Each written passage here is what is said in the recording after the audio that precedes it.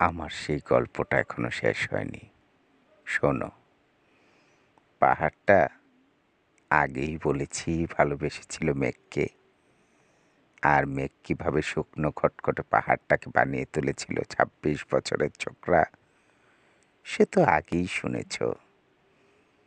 সেদিন ছিল পাহাড়টার জন্মদিন। পাহাড় মেঘকে বললে, আজ তুমি লাল শাড়ি পরে আসবে।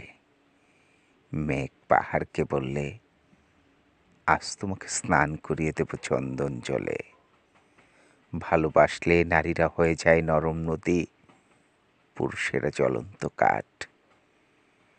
সেইভাবেই মেঘ ছিল পাহাড়ের আলিঙ্গনের আগুনে, পাহাড় ছিল মেঘের ঢেউ জলে।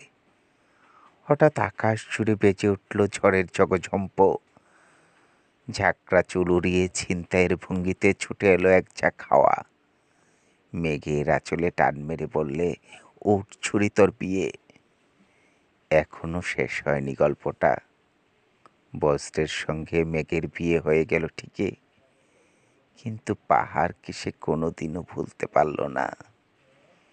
বিশ্বাস না হয় চিরে দেখতে পারো পাহাড়টার হাড় পাঁজর। ভিতরে থই থই করছে শত ঝর্ণার জল।